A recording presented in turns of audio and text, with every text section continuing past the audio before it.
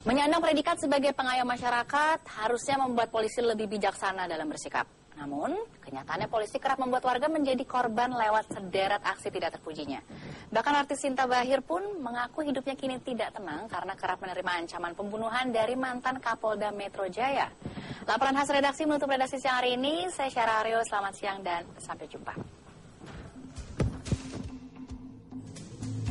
Hidup Arfan Arsad, warga Gorontalo, berakhir tragis. Ia tewas setelah sebuah peluru yang ditembakkan pistol oknum Brimopolda Gorontalo menembus keningnya. Korban ditembak saat hendak mengajak pulang adiknya yang tengah mabuk dengan tersangka. Ada tidur ada. Dia minum sama-sama dengan anggota Brimo. Iya. Baru habis dari rumah itu sepulang kan? Iya. Sementara pihak polisi berdalih peristiwa tersebut adalah ketidaksengajaan. Saat peristiwa terjadi, tersangka sedang memainkan senjata miliknya. Mendadak peluru terlepas dan mengenai korban. Secara dengan tidak sengaja atas kelalaian yang bersangkutan, mungkin sering main-main senjata api sehingga mengakibatkan temannya sendiri yang menjadi korban. Bintang film dan penyanyi Sinta Bachir pun mengaku mendapat ancaman dari mantan Kapolda Metro Jaya. Selama 3 minggu terakhir, Sinta mendapat ancaman melalui pesan singkat di telepon genggamnya. Sinta mengaku mengenal mantan Kapolda Metro Jaya yang mengancam dirinya 2 tahun terakhir. Namun ia enggan mengungkap penyebab sang mantan Kapolda Metro Jaya melancarkan aksi ancaman akan membunuh keluarganya.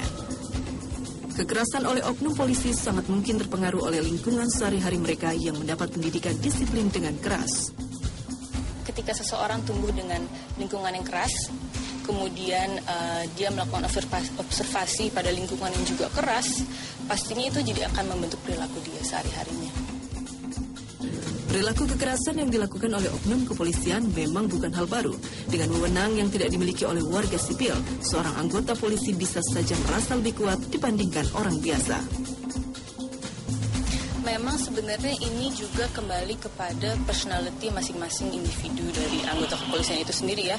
Artinya kebetulan jika memang dia punya individu yang cenderung keras dan didukung oleh power yang dia miliki, maka hal itu menjadi lebih memungkinkan untuk dilakukan.